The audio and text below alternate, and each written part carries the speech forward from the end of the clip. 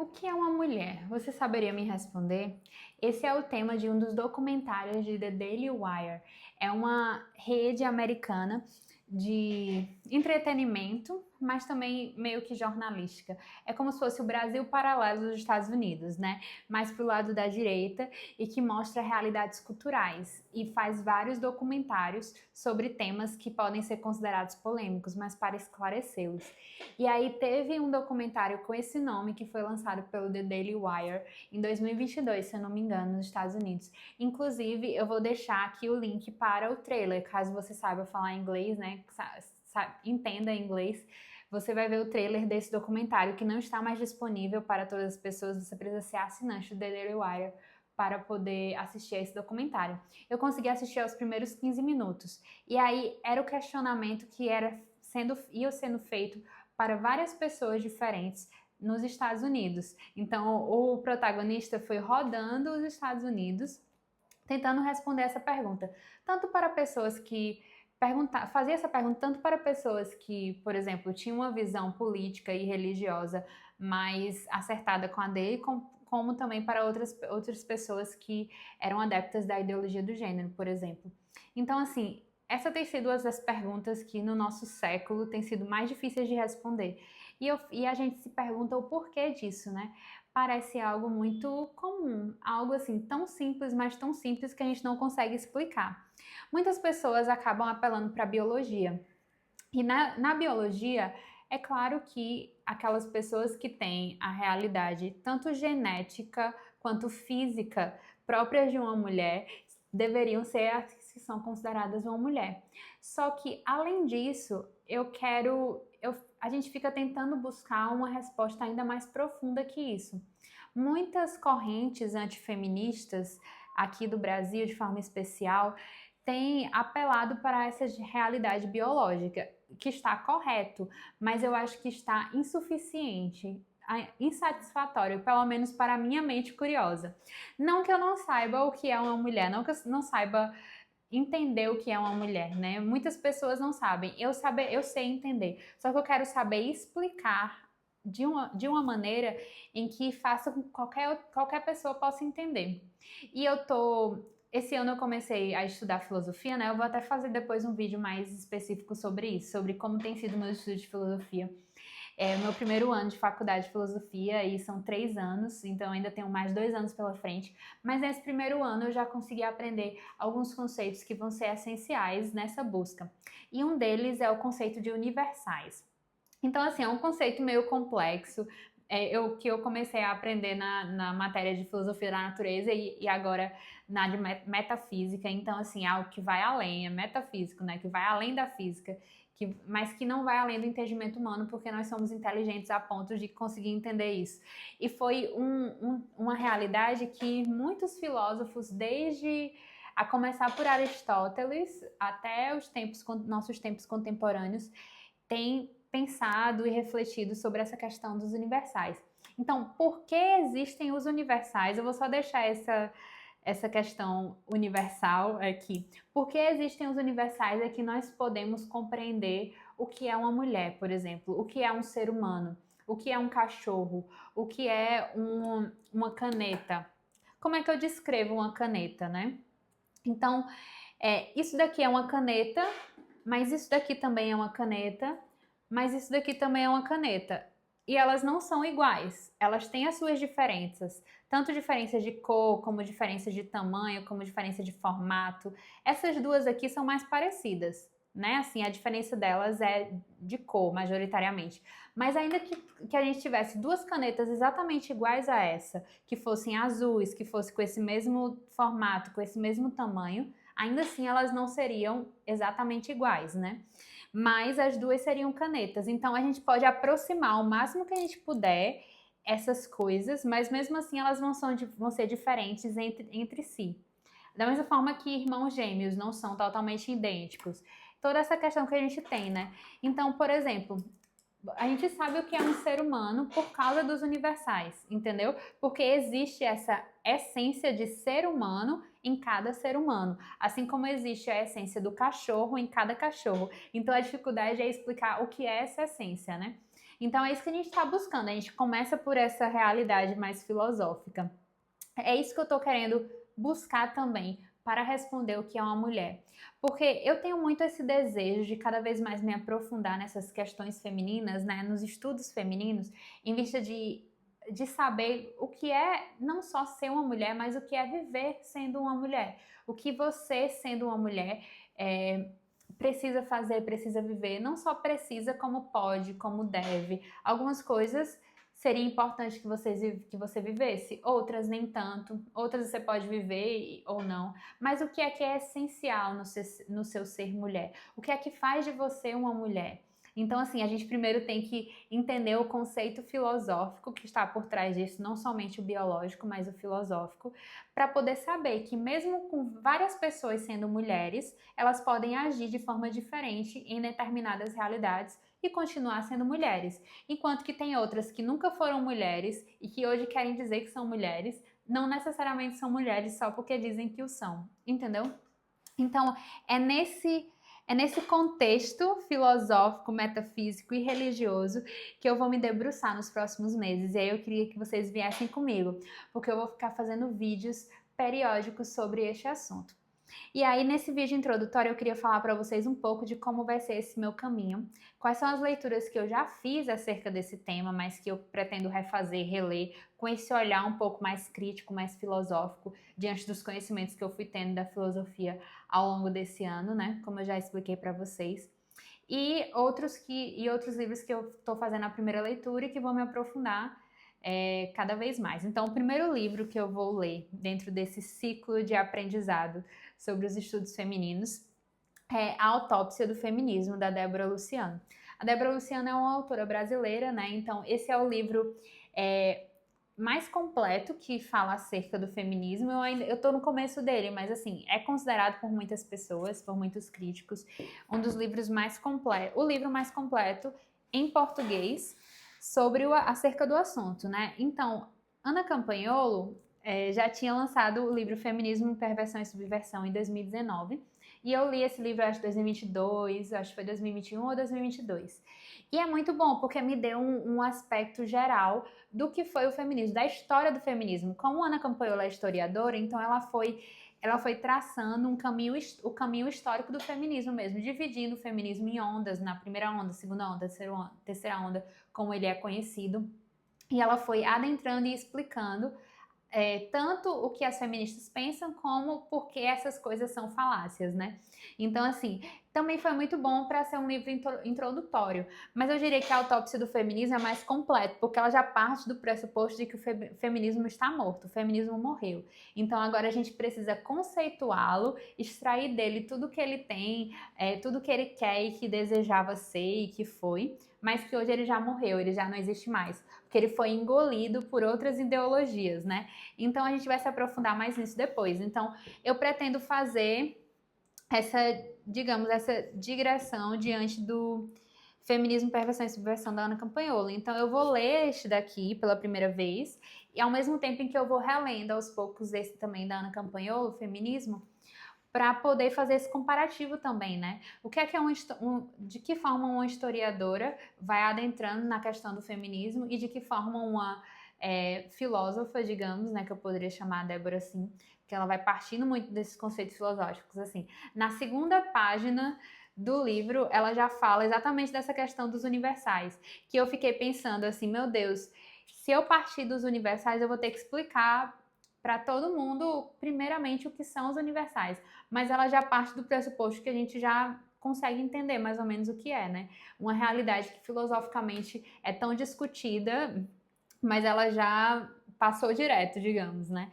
E eu tô na leitura conjunta dela. Então, assim, vai começar agora as aulas mais específicas sobre as partes do livro. Então, ela dividiu o livro em 4 partes e vai dar uma aula sobre cada uma dessas partes. Cada parte são 80 páginas do livro.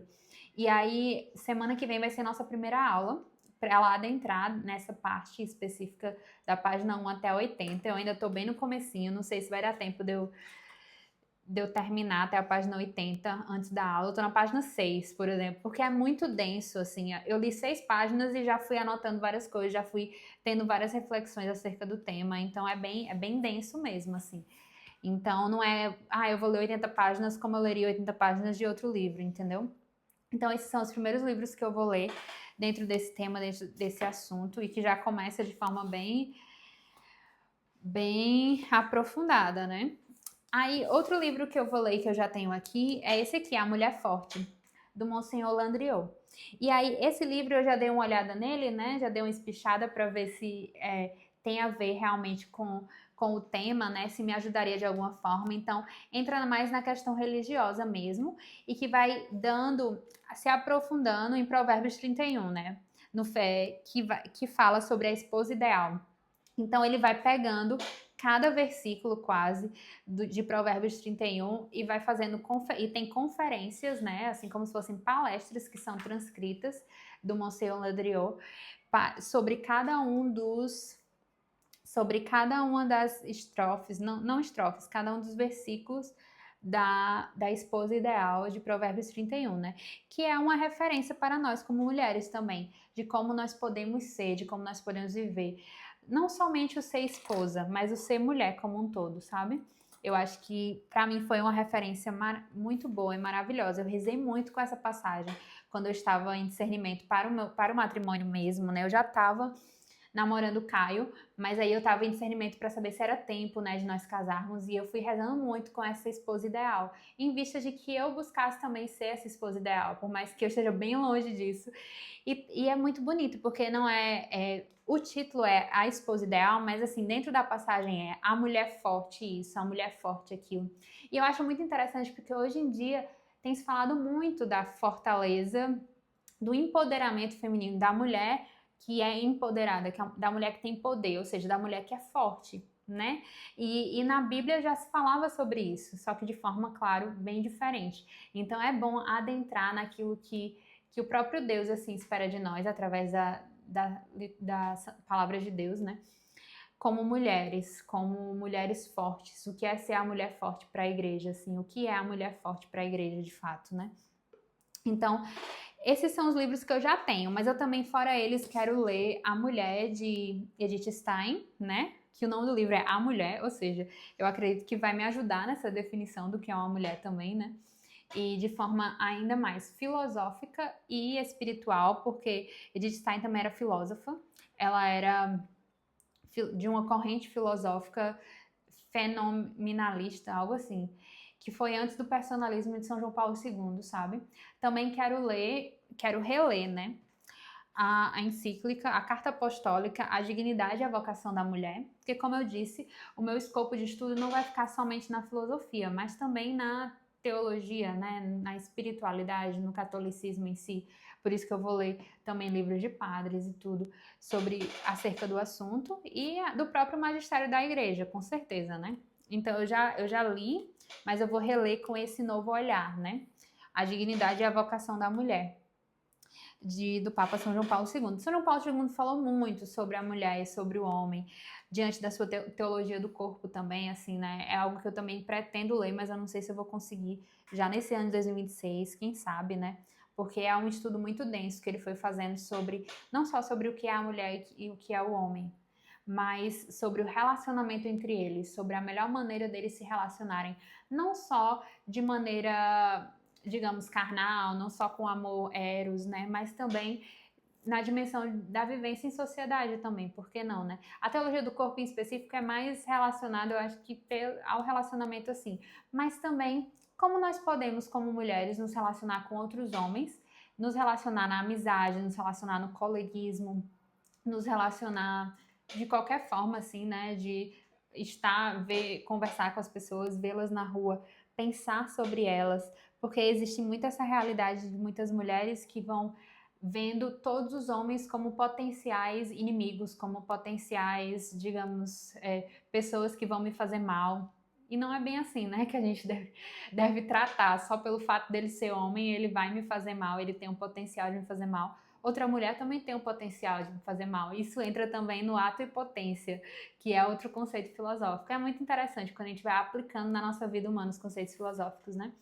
Mas deixa eu mostrar alguns outros livros bem rapidamente que eu já li, que trata mais ou menos desse tema. Eu não vou me debruçar tanto no que eles falam, né, assim, porque senão esse vídeo vai ficar ainda mais longo, eu nem sei quantos minutos tá e tudo, mas só para não ficar tão longo assim, já que é um vídeo introdutório, para você não perder o interesse de estudar junto comigo essa questão feminina, certo? Então eu li também já A Conquista do Lar da família da Camila Badi, que é um testemunho pessoal dela, né, sobre como foi essa vivência dela de sair da academia, né, porque ela também estudava filosofia, para retornar ao lar, para criar, em vista de criar seus filhos e tudo. Os temperamentos no matrimônio, que vai falando de temperamentos, que é um assunto que eu gosto muito também. O primeiro livro que eu li sobre os temperamentos foi Os 4 Temperamentos na Educação dos Filhos. Eu ainda não tenho filhos, mas eu li esse livro para saber do conceito de temperamentos, me aprofundar nisso e aplicar não só nos meus futuros filhos, que aí quando eu tiver-los eu vou reler com certeza, mas também nos meus outros tipos de relacionamento. O conhecimento dos temperamentos me ajudou muito na minha vida como um todo.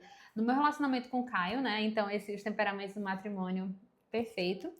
Foi bem assim, esse livro aqui, quando eu li, eu já fiquei, tipo assim, nossa, que legal. Várias coisas eu só fui identificando que eu já sabia, que eu já conhecia. Então, assim, eu fui aprofundando um conhecimento que eu já tinha por causa do que eu já vivi na realidade, né? Principalmente quando foi falando do relacionamento entre o sanguíneo e o melancólico, né? Que eu sou sanguínea e o meu marido Caio é melancólico. Então, assim, eu fui percebendo que é exatamente isso e o quanto me ajudou saber disso quando a gente ainda estava namorando, né? E então esse conhecimento dos temperamentos para mim foi bem importante e que eu acho que tem a ver também com a realidade do que é a mulher, porque existe a mulher sanguínea, a mulher colérica, a mulher melancólica e que a mulher de cada tipo de temperamento vai ter os desafios próprios, não só de ser mulher, mas também de ter aquele temperamento, entendeu? Então é como se fosse preenchendo ainda mais a discussão e, sei lá, os desafios ou as graças de ser mulher com aquele temperamento específico, por exemplo. Tem esse também, Claro e Escuro, que fala da questão do divórcio, do Gustavo Corsão. É o primeiro livro e o único livro que eu li dele, mas eu pretendo ler vários outros, porque ele é simplesmente fantástico. É o Chesterton brasileiro, muitas pessoas falam, e eu confirmo. Então, Gustavo Corsão e Chesterton são 2 autores que eu ainda quero ler mais, assim, nesse ano 2026, mas vamos ver, né, no Anda da Carruagem. Outros livros que eu já li também, sobre a questão feminina. Tornar a Vida Amável.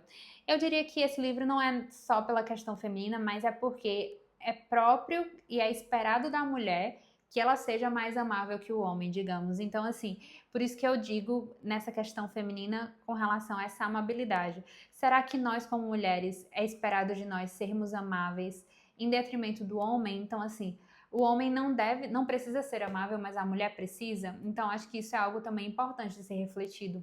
Porque hoje em dia, muitas pessoas querem dizer que não. Mas de que maneira eu posso sustentar esse argumento através de realidades um pouco mais densas, assim, sabe? Colocar o meu pé num chão mais certo de que eu tenho como sustentar isso.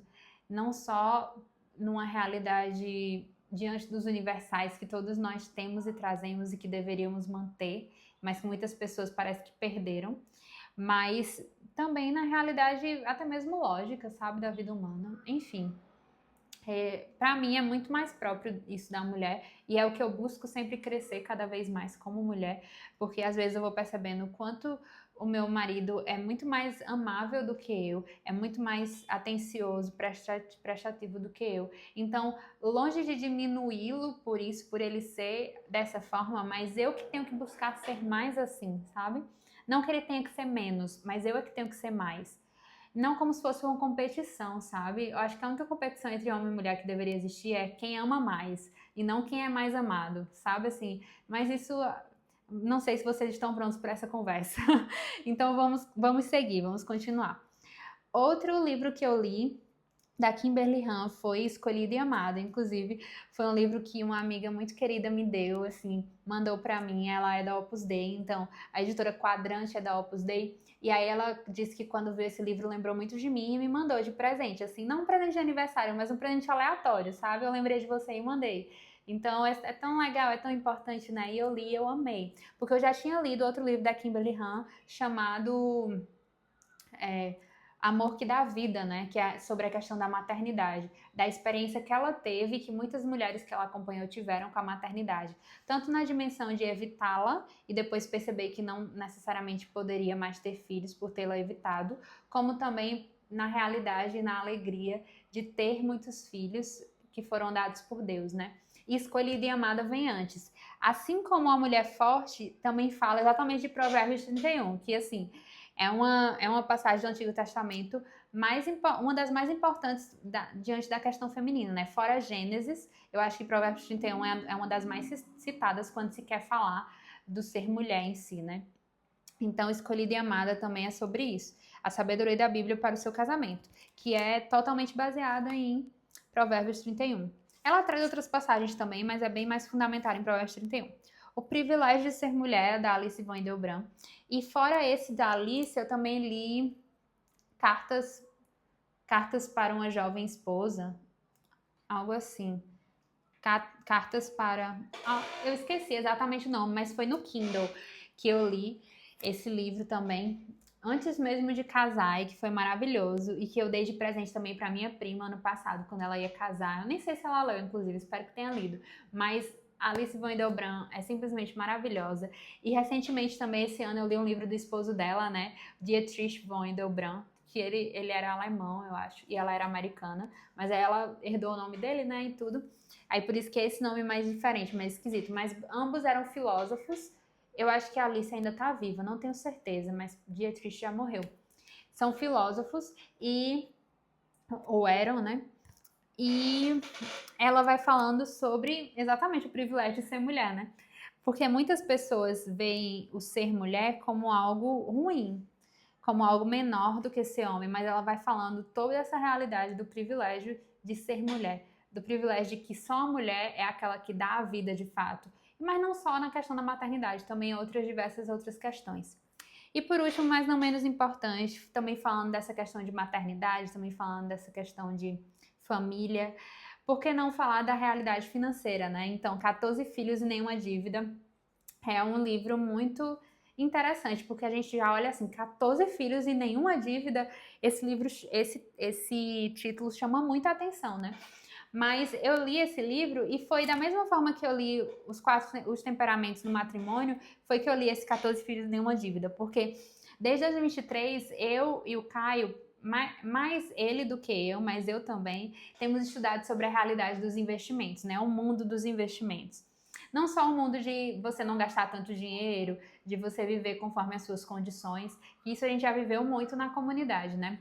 Mas também o mundo dos investimentos, de fazer o dinheiro render para você, né? Para que no futuro você possa usufruir disso. Então, você mesmo se responsabilizar pela sua aposentadoria, você mesmo se responsabilizar por como vai ser no seu futuro, porque a gente tem visto, né, a crise de aposentadorias no Brasil e tudo. Então, a gente não pode ficar querendo depender do INSS, da nossa aposentadoria normal. Então, desde já, a gente tem feito essa dimensão, né? Tem vivido essa realidade. Mas chama a atenção porque, assim, 14 filhos... Primeiro que já é difícil ter 14 filhos hoje em dia. Imagine sem nenhuma dívida, entendeu? Então, assim, ela foi mostrando todo o caminho financeiro que eles viveram para que fosse possível terem uma família tão grande, tão ampla, acolherem todos os filhos que Deus quisesse dar para eles e sem contrair nenhuma dívida, porque isso é uma das coisas que o povo mais fala, né? Não vou ter filho porque é muito caro, a gente não tem dinheiro e tal. Mas se organizar direitinho, dá certo, entendeu? É que nem todo mundo também tá pronto para essa conversa. Todo mundo quer ter a sua vida de solteiro estando casado. Então, assim, é triste, mas é verdade, né? Então, esse é o caminho que eu já vivi até agora.